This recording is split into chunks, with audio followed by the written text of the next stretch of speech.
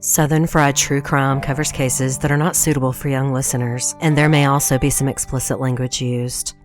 Listener discretion is advised.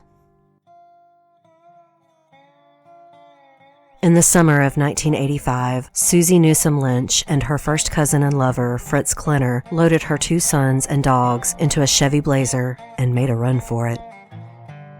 Armed with a small arsenal, Klenner led Greensboro Police, Kentucky State Police, and the SBI on a chase through the streets of Greensboro, North Carolina, into Summerfield, where Fritz jumped out and fired an Uzi at law enforcement. The dramatic chase and horrifying exchange of gunfire came to an abrupt end when the Blazer suddenly exploded. Susie was killed instantly, and Fritz was thrown into a ditch, only to live minutes before drowning in his own blood. Her sons, aged 10 and 9, were found in the wreckage of the Blazer with gunshot wounds to their heads. They were dead before the explosion. But their terror and pain is written in the cyanide that was found in their blood and the gunshot residue on their mother's hands.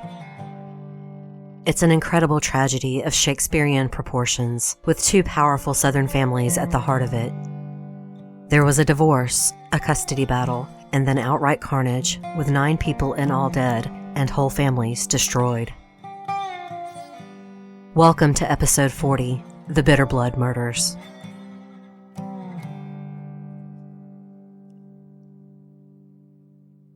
Usually, I give you the history of the area I'm going to be discussing. It's going to be complicated in this case as it spans 4 states and some 6 cities, including Taiwan. But I will give you snapshots as best I can. Susie Sharp Newsom was born on Christmas Eve 1947 in Reidsville, North Carolina. Reidsville is a small town of less than 15,000 people that sits close to the border of North Carolina and Virginia. Like much of the area, the community grew up around tobacco production and cigarette manufacturing. It lies about an hour southwest of Winston-Salem, which is where Susie actually grew up. The city of Winston-Salem is a product of the merging of the 2 neighboring towns of Winston and Salem in 1913. It's a city built on tobacco, often called Camel City, after the world-famous cigarette brand created by R.J. Reynolds Tobacco Company, which is located there. Textile mills started popping up in the 1930s, and today major industries in Winston-Salem are healthcare, transportation, and of course, Wake Forest University. The city is a lovely mix of old and new, with many historical places to visit. The original town of Salem was founded in 1776. Susie was born into the rich and powerful Sharp and Newsom families. Her grandfather, Robert Newsom, started working in tobacco warehouses as a kid and then became an auctioneer when he grew up. He had a deep, resonating voice and was soon in great demand, traveling all over the coastal South. Robert and his wife Hattie lived simply on a farm right outside of city limits in what used to just be Winston until all of their children were grown. Robert invested every penny he didn't save into warehouses. By 1950, he was able to quit the auction life and owned several warehouses of his own.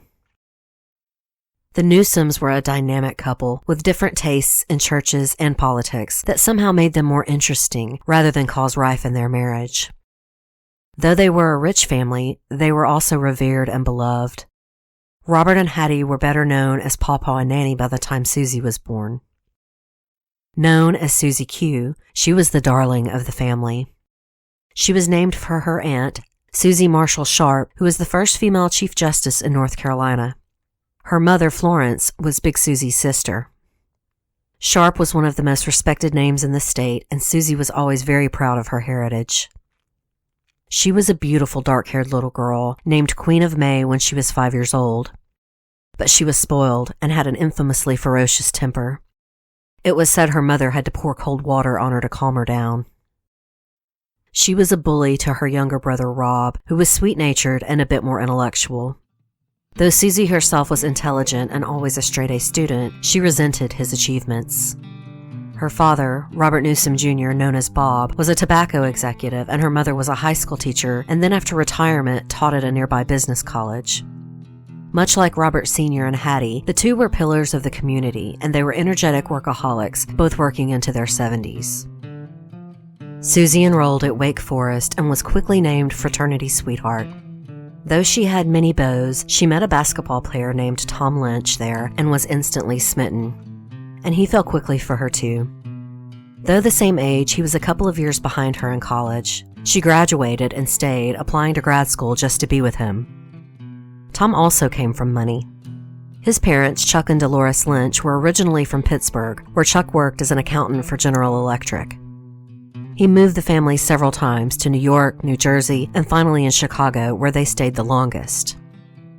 GE treated Chuck well with bonuses and stock options, and he was a millionaire by retirement. But the moving around caused rifts in his marriage. Right after the Lynches built a house in the swanky Barrington neighborhood of Chicago, Chuck was transferred again to Louisville, Kentucky. By then, Tom was off to college in North Carolina, and Dolores was deeply unhappy at being moved again. She hated Louisville, and she was notorious for squabbling with her neighbors and banishing her husband to the basement because she hated his cigarette smoke. Friends and neighbors said she detested her husband, who was a genial man who always tried to make his wife happy, but she would have none of it. Louisville, which is Kentucky's largest city, sits on the Ohio River next to the Indiana border and is home to the Louisville Slugger Museum and Factory. It's also famous for hosting the Kentucky Derby. It's unclear why Dolores had such a distaste for the beautiful city, but it's likely she was just sick of moving and was pissed about leaving her new house in Chicago. Having lived there the longest, and despite the brutal winters, Dolores was more settled there. But she was trying to settle into her new home. She was extremely close to her daughter Janie, Tom's sister, unnaturally close. Friends would say they felt Janie never married due to her overbearing mother, but by all accounts, she was a devoted daughter and also something of a collector of degrees. At the time of her death at age 39, she had re-enrolled in college again. But back to Susie and Tom. The two married in June of 1970, much to his mother's dismay. Dolores had never liked Susie, and she thought she was fast and snooty. And the two even fought on Tom and Susie's wedding day, putting a pall over the lavish ceremony and reception held at the Greensboro Country Club. Tom enrolled in dental school at Lexington, Kentucky, after graduating from Wake Forest at his mother's urging so he would qualify for in-state tuition as his father was footing the bill. Susie liked Lexington, despite the proximity to her hated mother-in-law. But the couple moved to Beaufort, South Carolina right after Tom's graduation because he had joined the Navy Reserve. Susie loved it there. It was closer to home and further from Dolores. Beaufort is a city on Port Royal Island. It's known for its antebellum mansions, especially in the downtown historic district. This sort of Old South coastal living was perfect for someone like Susie Newsom Lynch, who put a great deal of stock in old family names. Their first son John was born in 1974 and Jim just a year after while they were in Beaufort. Dolores traveled from Kentucky to see her first grandson, and Susie told her to get a hotel room and then call for an appointment to see the baby. Before their tragic deaths in the summer of 1985, John and Jim had only seen their grandmother 3 times in their lives. In 1976, Tom moved the family to Albuquerque, New Mexico to join a dental practice there. Much like Dolores, Susie deeply resented the moving around, particularly to New Mexico. She was a Southern girl and hated everything about New Mexico. She hated the dry, hot climate and felt Albuquerque was beneath her, though obviously it's a gorgeous, historic city, actually dating back further than anywhere Susie had lived in the South. But she bragged about her prominent family back in North Carolina and criticized the local culture loudly. Though she made tenuous friendships with neighbors, they started seeing an ugly side of Susie that Tom, thus far, seemed oblivious to. Her neighbor Irene saw Susie beat the family dog with a plastic baseball bat and often saw little John with bruises and blood crusted in his nose. She asked him one time how he got a mark on his face, and he bowed his head and said he had fallen, to which Susie exclaimed, "He did not. I slapped him across the room." She seemed to have no shame about the physical abuse. At one point, John had a bump on his head and suffered a mild concussion and was hospitalized overnight. Tom couldn't and didn't ignore this, but Susie insisted it was an accident. John had fallen off a bed. Tom believed her, but the doctors who treated John called the couple in. They didn't believe it was an accident. Tom was shocked and told the doctors they were wrong. He later blamed himself and said he just couldn't let himself believe his wife could do that. Though a formal investigation was never conducted, the hospital did report the abuse to child welfare authorities. Soon, Susie and Tom were fighting nonstop, and in 1979, she took her boys and moved home with her parents, who were now living in Greensboro, North Carolina. Greensboro is historic in terms of the Revolutionary and Civil Wars, but it also has a dark history in civil rights. Unlike Reidsville and Winston-Salem, which are both historically about 50% white, Greensboro was about 75% white and resisted integration on into the 70s. The largest civil rights protests in the state of North Carolina were in Greensboro. This is the atmosphere in which Susie moved back there in the late 70s. Actually, the year she moved back in 1979 is famous for the Greensboro Massacre, a clash between the KKK and the Communist Worker Party that was comprised of many minorities. I don't mean to focus too harshly on the negative history of Greensboro, but racism and anti-Semitism factor into Fritz's background, Susie's cousin and lover. His parents were married there, and it's about a half hour from Reidsville and an hour from Winston-Salem. Susie's family was spread out in all of these towns. But back to our timeline, Susie grew impatient with Greensboro fairly quickly, and she abruptly moved herself and the boys to China. She had plans to attend grad school and get a business degree, and she wanted to learn Mandarin. She did have a couple of friends in Taiwan, but it was still an impetuous move, one that probably had more to do with Tom than her own ambition. Tom came to visit his children in Greensboro, and evidently, Susie held out hope he would beg her to move back with him. She was met with a cold shoulder. Tom didn't want her back. She and Tom had a separation agreement giving her full custody, along with child support and alimony before she moved to Taiwan, but she still did it without consulting Tom, and it meant visiting his children was next to impossible. He was still building his practice, and he didn't have the means to travel back and forth out of the country. But in China, Susie didn't thrive as she thought she would. While she loved the food and culture in theory, the reality was she shared a tiny 3-bedroom apartment with another family. She hated the crowds, the pollution, and basically everything about Taiwan. Within 6 months, Susie and the boys were back in Greensboro. She was pale, thin, and depressed. Unfortunately, moving back in with her folks wasn't necessarily balm for her soul. She fought with her mother constantly. Florence felt Susie should have worked harder on her marriage for the sake of the boys. Her daughter was not only a hardhead, but a hothead, so you can imagine how well this went over. But Susie did follow her mother's advice and started going to a clinic ran by her uncle, Dr. Fritz Klenner. He was married to Susie's aunt, her mother's sister, Annie Hill Sharp. As an aside for any non-Southerners, it's a common Southern tradition for middle names to actually be a surname, either an old family name or perhaps your mother's maiden name. And it helps because we also pass down first names. Susie is named for her aunt, the esteemed judge, Susie Marshall Sharp. Her parents named her for her aunt, but incorporated her mother's maiden name as well, calling her Susie Sharp Newsom. Annie Britt was Florence and Annie Hill's mother. You can see how it's both helpful and confusing. I'll try to keep them straight for you. Dr. Fred Klenner was a controversial man. Firstly, he was Catholic, and the Sharp Newsom clans were staunchly Protestant.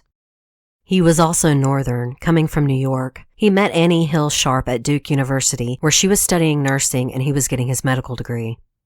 Much like her trailblazing sister Susie Sharp, Annie Hill was also ambitious. She was the second woman in Duke's history to graduate with a Bachelor of Science degree. Against both of their families' wishes, Fred and Annie Hill married quietly in Greensboro in 1937, and Fred opened a practice in Reidsville. He actually delivered Susie Newsom, his wife's niece. Dr. Klenner would have been an outsider anyway, being Northern and Catholic, but he was a strange man with extremely racist beliefs.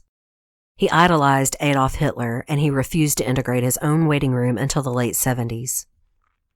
He was also an extremely strict father and husband. Annie Hill completely deferred to him, even calling him doctor among family members. His son Fritz, born in 1954, was both the apple of his eye and the focus of his stringent belief system and ideals. He raised his son to be a white supremacist. He even made him change high schools his senior year when integration was forced. Fritz was on track to be a doctor just like his father, and Dr. Klenner was a controversial figure in medicine, often criticized. He was a huge proponent of vitamin C and B12. He actually told people that he cured muscular sclerosis with vitamin C shots. Sadly, like many a snake oil salesman before him, there were patients who praised his work even after his death. There is some belief that the people he supposedly cured never had MS to begin with, as he was also the one to diagnose them.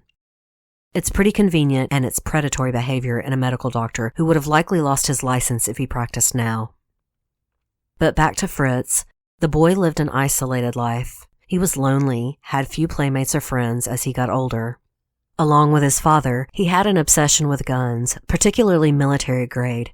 Dr. Klenner gave his son many guns as gifts, often antiques. It was a shared passion. The home was filled with not just guns, but machetes and other instruments of war. Dr. Klenner sent his son to Ole Miss for his undergraduate degree due to their stance on integration.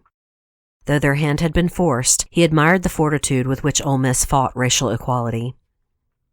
So Fritz went to Ole Miss and did okay for the first 2 years, but then he started slipping. He missed classes and fell behind. He also started lying all the time, and not just about little things. Completely made up stories, like when he told several people on campus that he had fought off a group of black men who attacked him with just karate. He even told this story back home, where his father believed him, and for a while so did a lot of other people. Also during these college years was the first time Fritz started mentioning the CIA and FBI. He would say that he had ties to one or both of these organizations, or that he had been recruited for secret missions. He even bragged that he worked as an undercover narcotics agent on campus.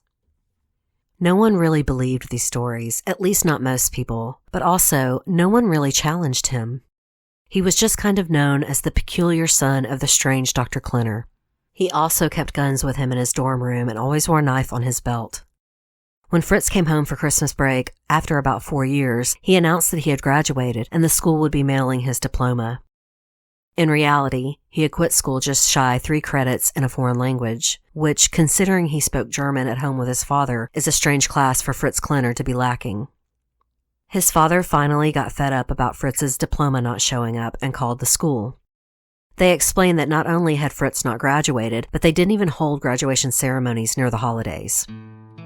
Dr. Klenner confronted his son, who told him he had planned to finish the class by correspondence course, but that the people in the language department had it out for him and had blocked him. He promised his father he would work it out, though. In the meantime, he started working in his father's clinic as an aide.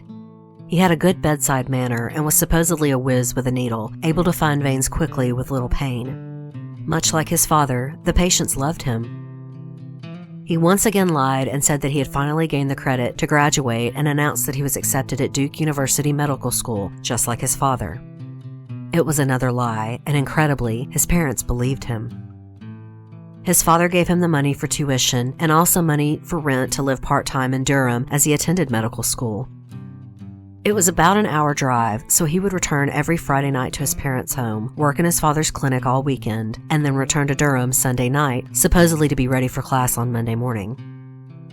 He kept up this facade for years, and when his father finally discovered the truth again, rather than admonish his son or force him to pick up another occupation, he quietly put him to work full-time in the clinic.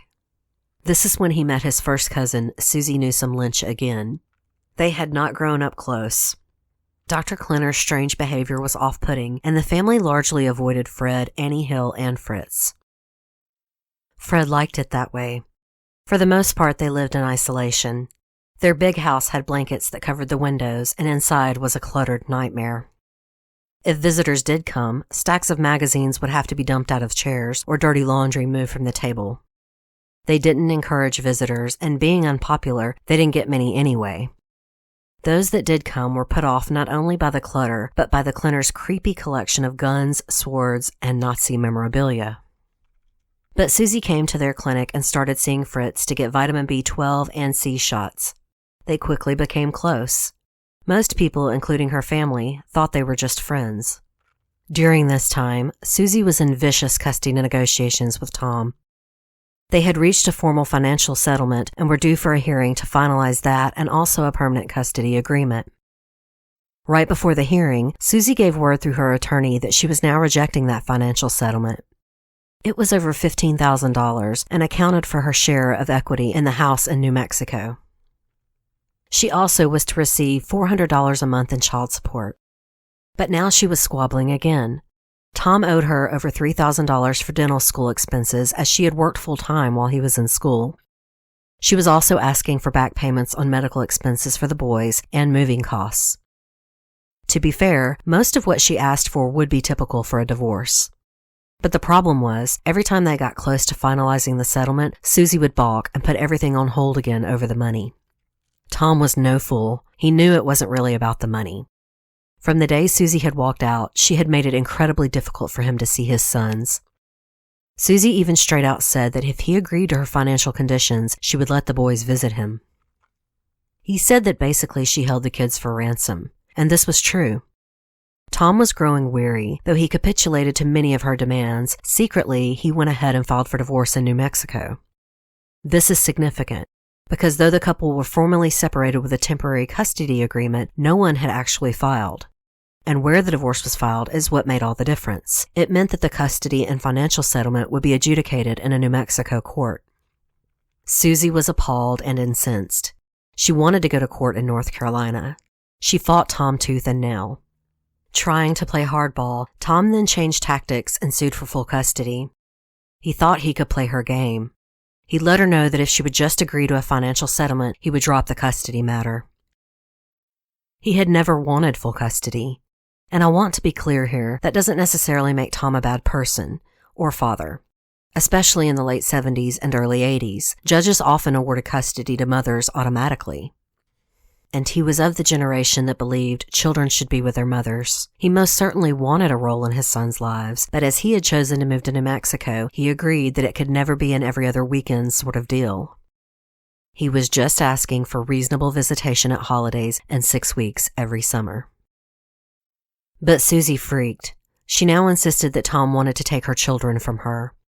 She had grown paranoid. Family members say that this odd paranoia actually started when she was in China, isolated from friends and family. That she came back a different person. It's important to note that she was already at odds with her own mother and behaving erratically before she left for China. Things were no better when she got back, and she isolated herself from the rest of the family as well. As her bitterness in the divorce proceedings grew, so did her animosity in general towards anyone she thought was critical of her. And now she had started seeing Fritz Klenner, though she denied they were involved romantically. But she still lived in her parents' home, and Florence often caught Fritz on the couch in the early mornings, and she and Bob both saw him coming and going late at night. Even if there wasn't a sexual relationship, the impropriety of it was unbecoming of the Newsom family name. After a blow-up at the dinner table with her father, Susie dramatically packed up her kids and moved out.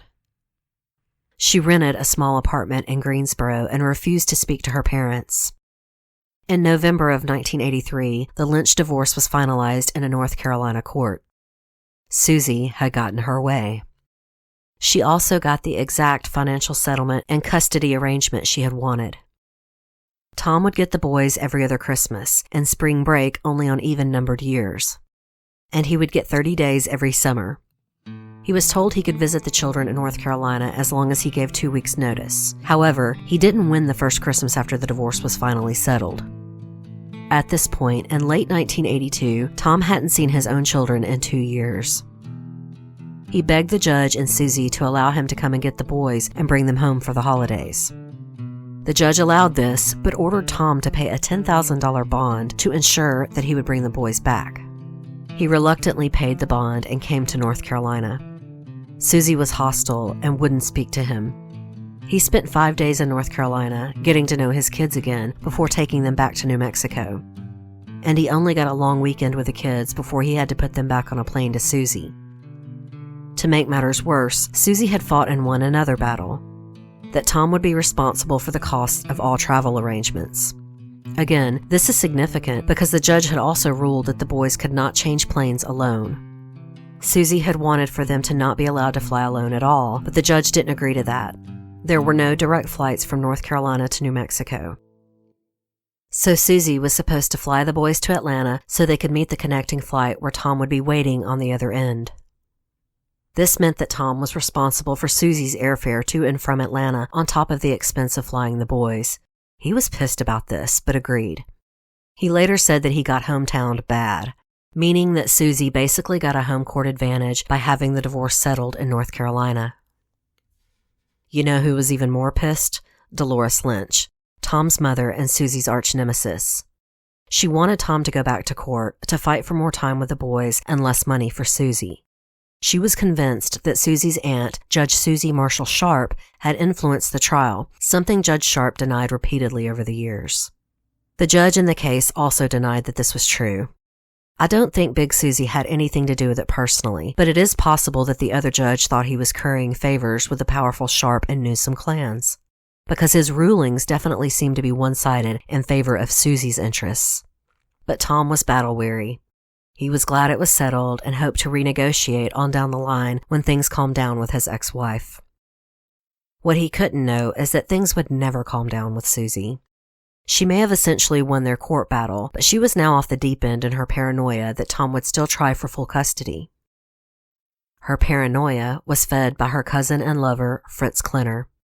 Despite their denials, the couple were living as man and wife.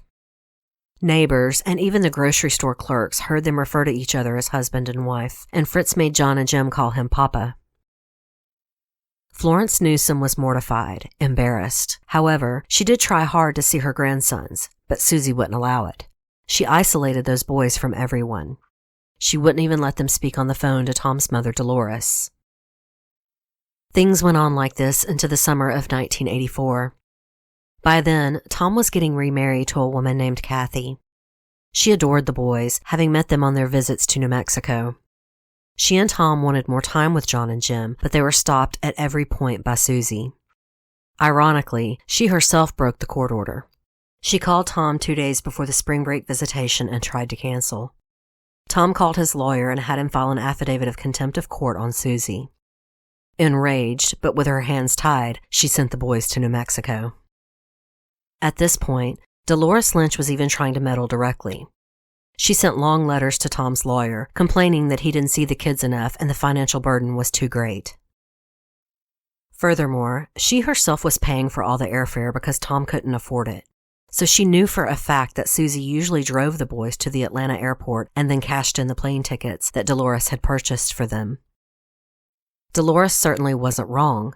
Susie was definitely gaming the system for every penny. But there was little they could do about it. 3 weeks after Tom's marriage to Kathy, the boys came home to New Mexico for their month-long visit. Tom was gutted when he saw his sons. They were pale, thin, and unkempt, with their toenails so long they were curling under. They wore ill-fitting clothes and came with bags of vitamins they insisted they had to take or Mother would be mad. Slowly, Tom convinced his sons that Mother would never know and threw out the vitamins. They spent that summer month camping, hiking, and just becoming kids again. It took a bit, but they came out of their shells. Alarmingly, they often accidentally referred to Tom as Papa instead of Daddy. When questioned, they shrugged and avoided answering. At this time, Tom wasn't really aware that Fritz had such a presence in his sons' lives. Remember, it was Fritz who had insisted the boys call him Papa. On July 24th, while the boys were still with Tom in New Mexico, he got a shocking phone call. Kentucky State Police had found his mother and sister dead at his mother's home. They told him it looked like a professional hit. They weren't found for a couple of days until a neighbor got worried and walked over. Dolores was splayed out on the front porch with the top of her head blown off. In the July heat, her face had turned black and maggots had already set to work.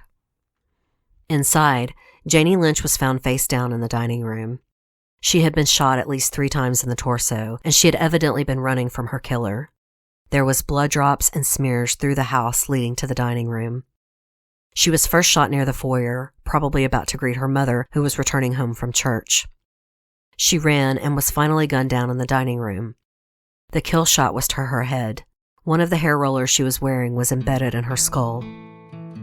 The weapon, it was discovered, was a high-powered rifle, though there were no shells left at the scene, further confirming police suspicions that this was a professional. And in a way it was. It was someone who was obsessed with weaponry and had been training himself for tactical maneuvers all of his life. And it was someone who took up Susie Newsom Lynch's grudge as his own. I'm going to pause now so I can tell you about one of today's sponsors.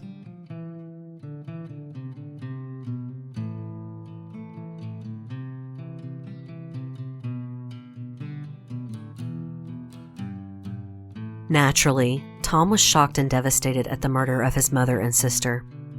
He called Susie, hoping she would relent in sympathy, and begged her to let the boys stay longer after the funerals. He had lost his whole family. His father had died of a heart attack about 7 months before the murders, and now his mother and sister were gone. Susie coldly said no and hung up. She didn't even offer condolences. Tom had no choice but to put his sons back on a plane to her. And now John and Jim were growing used to life with their dad and Kathy. A normal life. They cried and clung to their father at the airport. He had to board the plane to buckle them into their seats. It was heartbreak on top of heartbreak, and compounding his grief, the police were baffled. Though the crime happened in Oldham County, the sheriff quickly called in state detectives. These detectives would work the case until the bitter end. They even looked at Tom hard, asking him to take a polygraph. He did, and passed, of course. They assured him it was just a formality, to which Tom said, "I'm not an idiot, it's due diligence. I am aware that with both Mother and Janie gone, I am now a very rich man." As soon as he realized this himself, he called his lawyer, asking for a new will right away. He didn't want there to be any chance that if something happened to him, that Susie would get her hands on the money. He wanted to be sure his sons were taken care of, so he set up trusts for them to receive when they reached 21 years of age. Sadly, they would never reach that age. After the funerals, Tom reached out to his ex-in-laws, Bob and Florence Newsom. They had sent flowers and very thoughtful condolences to Tom, and he was touched. He was also now convinced that he had to get his boys back. It wasn't just the loss of the rest of his family, it was the boys' condition when they visited. They were little ghosts of themselves, scared of their own shadow. They told him Mother never let them play sports or even play outside. Tom had taken to writing to their teachers out of concern, who always gladly corresponded with him, assuring him that his sons were bright, delightful boys. One teacher said that young Jim was one of the most affectionate kids she'd ever taught. He never left without hugging her goodbye. Those boys were starved for affection as much as they were for normal childhood activities. And it would seem the beatings from Susie had continued. On one trip home, after Tom and Kathy had decided to fight for custody, Tom mentioned to the boys, "What if you spent more time with me and Kathy?" The boys agreed that would be nice, but Mother would never allow it. Tom said, "Well, what if you told her you wanted to spend more time with me?" To which Jim quickly replied, "Do you want us to come back with broken arms?" The situation was unbearable, and Tom knew the Newsomes were good people who loved their grandchildren. He wrote a letter and heard back right away from Bob. Yes, of course, Bob and Florence agreed the boys should see their father more. They had never really approved of the arrangement, though Bob was careful in wording this letter. They kept up a correspondence, and after a while, Bob reluctantly agreed to testify at a custody hearing. Tom's lawyer petitioned the court for a new hearing on custody. It was set to take place not long after Mother's Day. Again, Susie was enraged, but Tom nor her parents had any way of knowing just how dangerous her anger had become. She and Fritz were living like hermits, in all-out paranoia. Her apartment was just like his parents' home had been. There were thick blankets covering all the windows, guns and ammo and all kinds of inappropriate things littered the home. There were even war propaganda posters in the boys' bedroom. They also kept 2 chow dogs named Chowie and Maisie. It was the purchase of the first chow that caused the blow-up with her parents, spurring Susie to move out. Sitting at the dinner table, she mentioned Fritz buying a chow, and her dad said it was idiotic. He felt chows were dangerous for pets. A screaming match ensued, and according to a family rumor, Susie struck her mother, who had tried to intervene. Now she and Fritz had 2 chows who did behave aggressively towards other neighborhood dogs. The boys became even more isolated, as what few friends they had were not allowed to play with them if the dogs were out. Soon the boys were only coming outdoors to walk the dogs. It's truly pitiful to read what many neighbors, teachers, and friends said about these boys. Lonely, sickly looking, and not really childlike at all. Susie told anyone who would listen that Tom's mother and sister were murdered by the mafia. She said that Tom owed gambling debts, and the mob killed them so he could inherit. Sometimes she would say that Tom had his own parents killed just in order to inherit their money. Fritz told the same stories as well. After their deaths, people would wonder if Fritz put these ideas into Susie's head. Had he brainwashed her? Fritz's own father, Dr. Fred Klenner, had passed away the year before. He left his son a $25,000 life insurance policy. By May of 1985, Fritz only had around $1,000 left in the bank. He had been stockpiling weapons and other military items like canteens, sleeping bags, sea rations, knives, and so on. He was a regular at an Army surplus store. He also bought up loads of medical supplies and vitamins. Curiously, all from a local Kroger. Later, employees remembered him well. He always came in wearing a white doctor's coat. They referred to him as the Doc, though they did find it strange he bought his supplies from Kroger. It was a 24-hour market, and Fritz always came in after midnight. As many who work in 24-hour groceries can tell you, all kinds of odd ducks come in late. Fritz was friendly, chatted with the staff, and really gave no cause for concern, even if it was unusual to see a doctor in there that late buying grocery carts full of vitamins and bandages. It goes to show you how far someone can get without raising alarm, as long as they are friendly and don't seem threatening. He was just considered eccentric. One thing that should have caused alarm, though, was the amount of cyanide Fritz was buying up. But he didn't do it all in one place, and there are many uses for cyanide that could be explained. It's used in some medical testing, and Fritz often still posed as a doctor. But it's also used to make some plastics as well as in pest control. In the 1980s, it was much easier to purchase than now. It wouldn't be until after all of the tragic events that they would find out that Susie and Fritz both carried it everywhere they went. They had no plans to be taken alive by anyone. Whether that be the mob as they harped to family and friends or the police, no one could say for sure. On May 19th, just a week after Mother's Day and just a week from the custody hearing, friends of Bob and Florence Newsom by the name of Sutton dropped by for a visit. They came to Nana's house, old Miss Hattie Newsom. Pawpaw had passed away not too many months before, and Bob and Florence were in the process of selling their home and moving in with Nana to take care of her. Nana was 86 now, though she was still very sprightly and did her own gardening. However, she didn't care for living in the big house alone without Pawpaw. Bob and Florence stayed with her on weekends during the process of selling their home. When the Suttons knocked on the door that evening, they got no answer, but every light in the house seemed to be burning. Growing concerned, the man, who was a doctor, went and peered into the window. Then the couple ran next door frantically knocking and shouting. The neighbors opened the door and the couple were near hysterics, telling them to call 911. The neighbors, Pham and Mary Brownlee, tried to calm down the Suttons. Mary called 911 and reported something wrong at the Newsom home, and meanwhile, Pham asked Dr. Sutton to go back over and check. He could tell the old man didn't want to, but he accompanied him back over anyway. This time, they went to the back door and they saw Hattie on the sofa and Florence curled up on the floor. There was blood everywhere. They backed away and waited for the police and ambulance.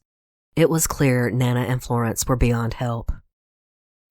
The police found Bob Newsom just inside the foyer. He had been shot 3 times in the abdomen and once in the forearm. The kill shot was to the back of his head. He was just outside of the living room where the women lay, looking as if he had tried to run. Nana, Hattie Newsom, had been shot 3 times. 1 shot grazed her head, 1 hit her shoulder, and the kill shot was to her temple. She lay on the sofa with her hands clasped under her chin.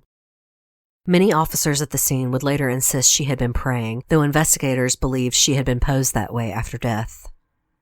Florence Newsom was sprawled in front of the TV. She had met a gruesome and brutal end. Her throat had been slit and she had deep stab wounds in her back, one that severed her aorta.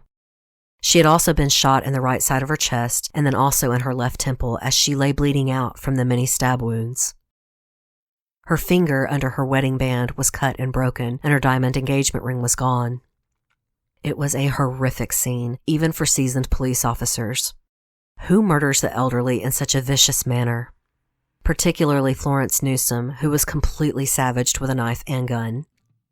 Florence's death looked like classic overkill, like rage, while Nana and Bob seemed to have been shot execution style. Execution style, just like the murders of Dolores and Janie Lynch in Kentucky. And it was just days before the new custody hearing was scheduled. At this time, I'm going to pause to tell you about our other sponsor for today.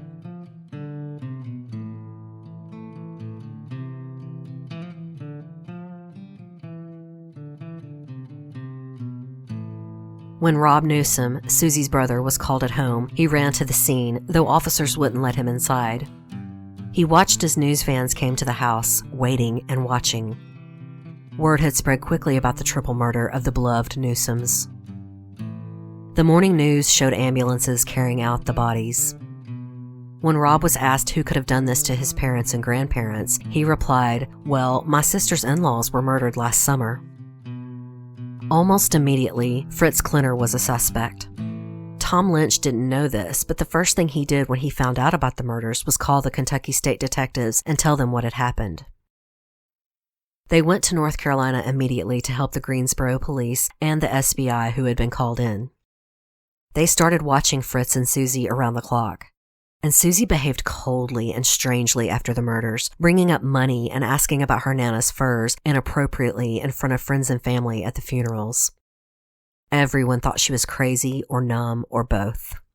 Police soon caught a break when someone tipped them off to a young man named Ian Perkins. Ian was a longtime neighbor of the Klenner family and had looked up to Fritz like a brother. Fritz had told him he would set him up with his CIA contact and get him started on training.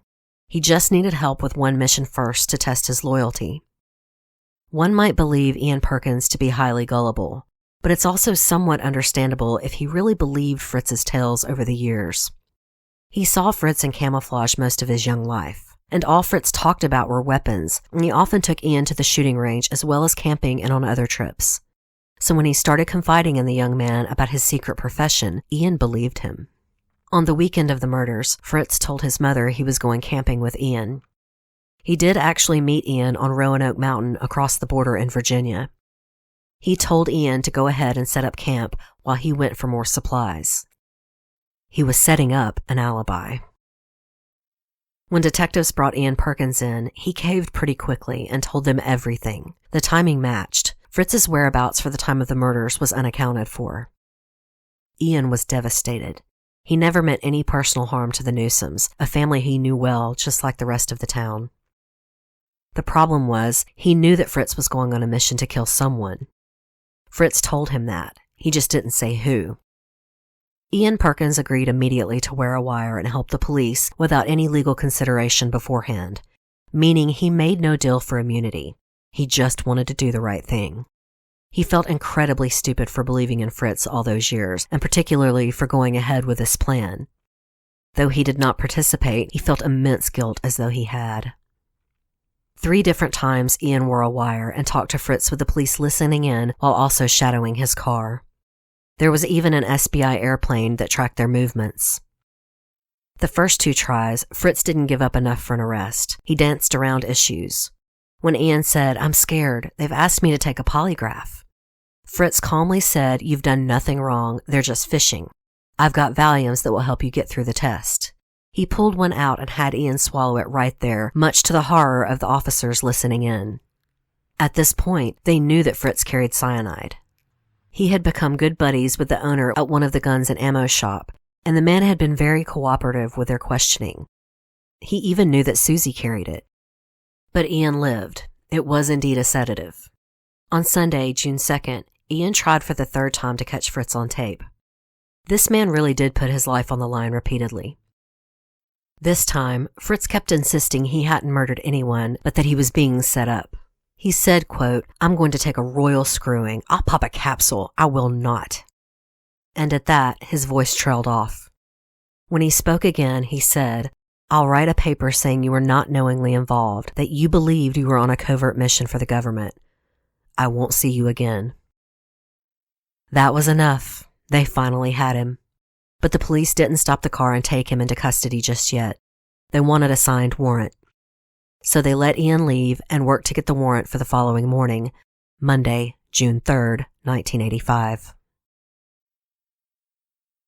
The day was bright and sweltering. Undercover SBI cars were placed at the apartment complex where Fritz, Susie, and the boys lived. Once they had the warrant in hand, they wanted to try and get Fritz out of the apartment away from Susie and the children. They called and Susie answered. She lied and said Fritz wasn't there. The police were still formulating a plan to bring Fritz in when a panicked call came over the radio at 2:38 p.m. for uniformed police officers. It was from the agents in the unmarked cars. They had just seen Fritz and Susie load Fritz's black Chevy Blazer with big duffel bags and then put the boys in the back seat with the 2 dogs. Something bad was about to happen. They knew it. And so did the rest of the police from Greensboro, Oldham County, and the Kentucky State Detectives. No more covert watching. Everyone came sirens blaring as quickly as they could. Officers scrambled, putting on bulletproof vests and jumping to meet the undercover cars. 2 uniformed patrolmen nearby answered the call for help. Soon, there was a low-speed chase. Fritz drove carefully but determinedly through the streets of Greensboro. At one intersection, the police managed to get him partially boxed in, but Fritz skidded away at an angle, and as the officers watched in horror, he put his arm out the window, holding an Uzi, and opened fire. One of the uniformed officers was hit in the chest, but he thankfully had his vest on. He still sustained serious injury from the force of the bullet, leaving permanent damage to one of his lungs. Fritz kept driving and pulled up to an intersection alongside a civilian woman with her child in the car. Before she knew what was happening, the officers did box the Blazer in, using her car as well. At this, Fritz jumped out of the Blazer and went into the middle of the street and again opened fire with the Uzi on all cars, including the civilian woman's. As officers screamed, "Get down," she dove into the floorboard with her child. The officers and agents on scene jumped from their cars, took cover, and started to return fire. One officer looked Susie Newsom Lynch directly in the eyes, but did not shoot her. He later said she had a cold, blank look on her face as she stared back at him. Fritz jumped back in the Blazer and then started ramming bumpers until he managed to unbox them from the other cars, and then he took off again. By now, he was nearing the township of Summerfield. He hung a right on Fleming Road and abruptly stopped the Blazer again. He jumped out, but this time police were ready. One of the officers fired an AR-15 at him, causing him to jump back into the vehicle. Fritz took off again, passing the cops, and as he did, he flashed them a chilling smile. Roadblocks were being set up ahead. Time was running out. On Bronco Lane, Fritz slowed to a crawl and then stopped. Officers heard 2 quick bangs, like gunshots, and then saw frantic movements in the front seat of the Blazer. Then the brake lights came on.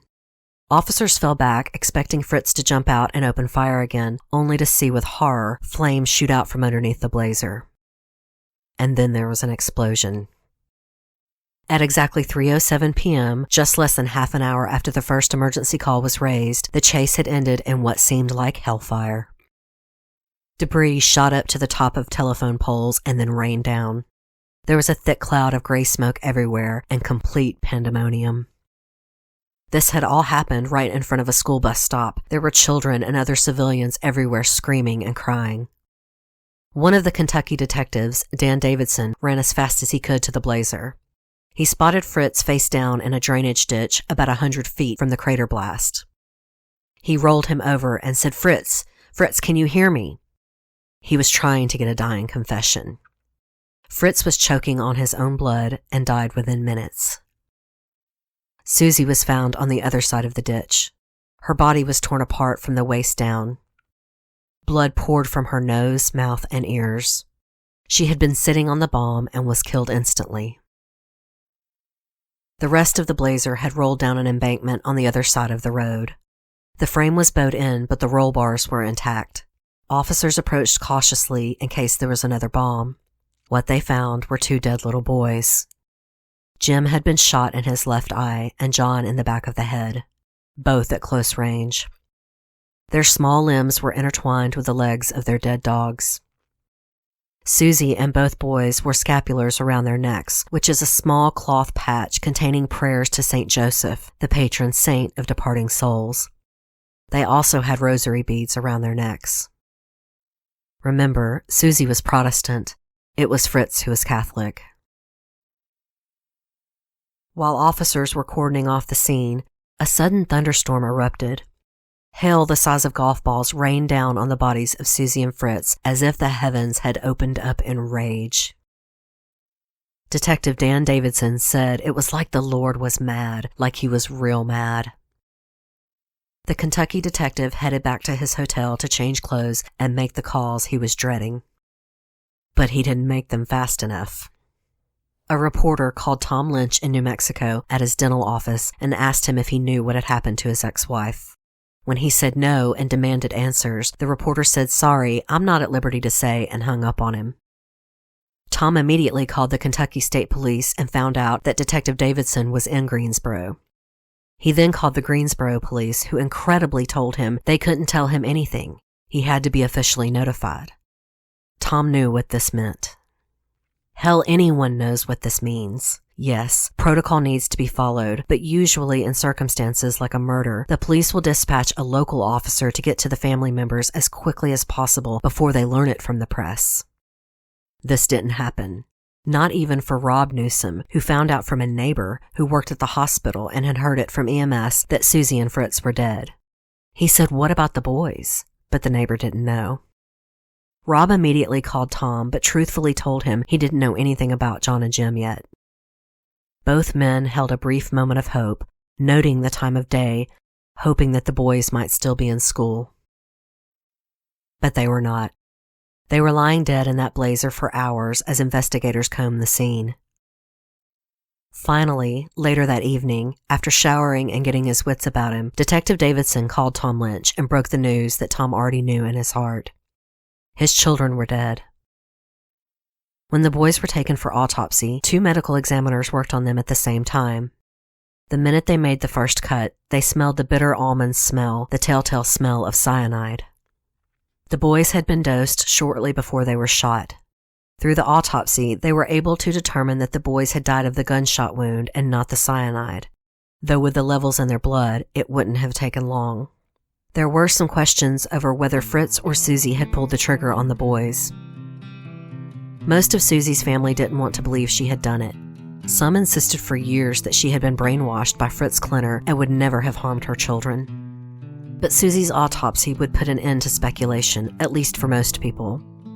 Gunshot residue was found on her hands, front and back. There was little doubt she had fired a weapon. She had never been seen firing from the blazer, and officers had a hard time believing that Fritz was maneuvering the blazer while turning around and also shooting the boys. It is possible, but it's doubtful. It's more likely that right before they detonated the bomb, Susie Lynch turned around in her seat and shot her 2 children point blank in the head. Investigators think she may also have detonated the bomb, but there's no proof of this. There wasn't much left but ash and devastation. Tom Lynch had lost his mother, sister, and 2 children violently within a year. Rob Newsom had lost his grandmother, parents, sister, and nephews all within weeks of each other. 2 families, completely decimated. Annie Hill Klenner had already lost her husband and now her son. And she had the notoriety of being the mother of a monster. In coming years, vandals would desecrate Fritz's grave, and the remaining family she had would reach out to the press, pointing out that the vandals weren't hurting anyone but Annie Hill. When investigators searched Fritz and Susie's apartment, they found the promised note exonerating Ian Perkins. They also found an insane arsenal. There was another Uzi, a pistol, 2 shotguns, an assault rifle, a flare gun, and plenty of ammo. There were also gas masks, tarps, ropes, knives, a machete, brass knuckles, holsters, smoke grenades, and stacks of cash along with bags of vitamins. It would seem that Susie and Fritz had prepared for the battle, for living on the run, for the 4 horsemen of the apocalypse. Tom Lynch immediately flew to North Carolina to bring his son's bodies home to New Mexico. He would not allow them to be buried in North Carolina. His grief was overwhelming, and he was bitterly angry. He raged at news reports speculating that Susie was an innocent victim of Fritz's madness. She was compared to Patty Hearst. He was so angry that the police didn't take Fritz alone, that they didn't arrest him earlier. They had brought him in for questioning after the Newsom murders, but couldn't hold him. Tom had warned various local law enforcement agencies in the last year that he thought Fritz was dangerous, but they did nothing. And even 30 years later, Tom Lynch was still bitter towards the police, telling a reporter, quote, "Why didn't SBI officers attempt to arrest Fritz earlier, before he had John and Jim in the blazer? Those guys were not only appallingly incompetent, but a little cowardly." But Tom didn't hold any animosity towards Detective Dan Davidson, not even from the beginning when Davidson failed to call him right away. It could be because Dan Davidson insisted on finishing his investigation. Like Tom Lynch, he didn't believe for a second that Susie was a passive victim. In fact, he thought she was the mastermind. He was able to find recordings of calls Susie had made around the time of the Lynch murders, asking police for details on the murders before even Tom knew. She also had called Tom the night of the murders, expressing surprise that he was at home.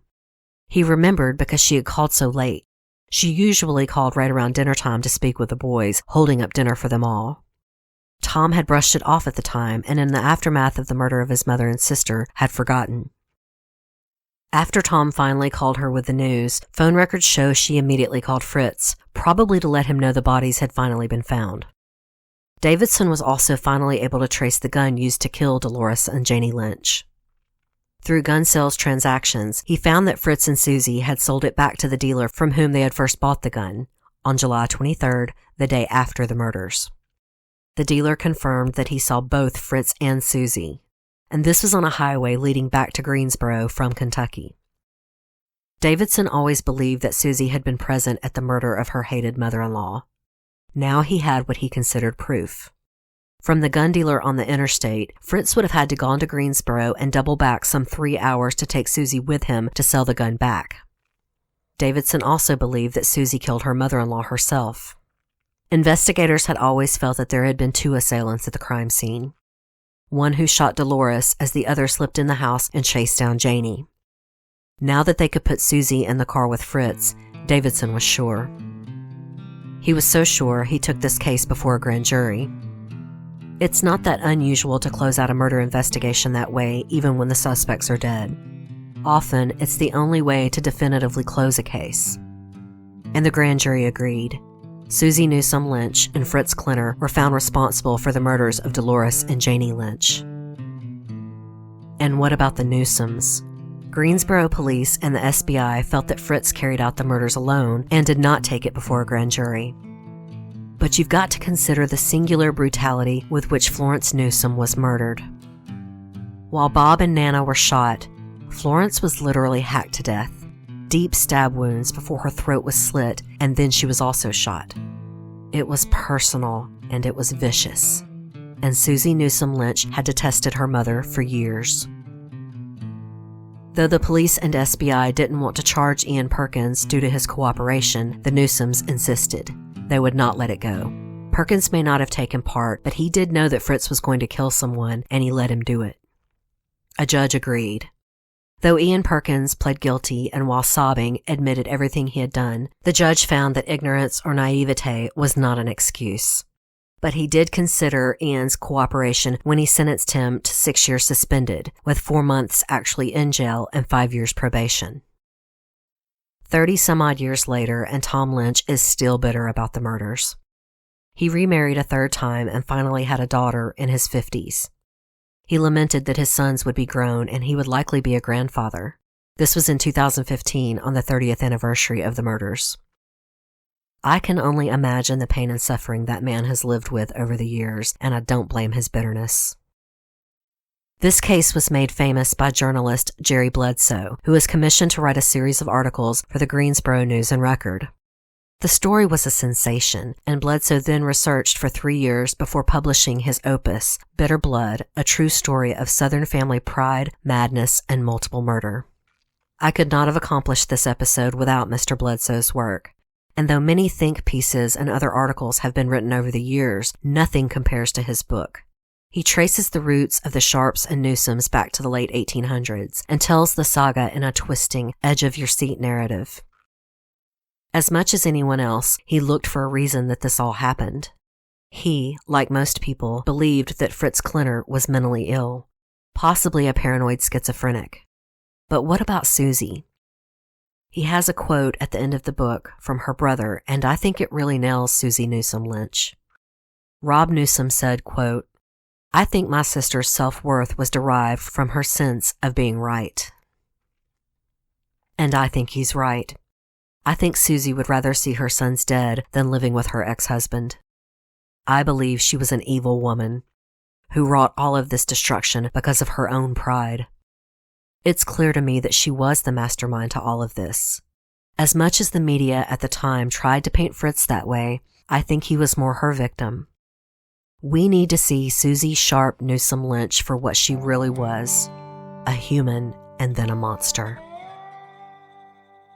Pride goeth before destruction, and a haughty spirit before a fall.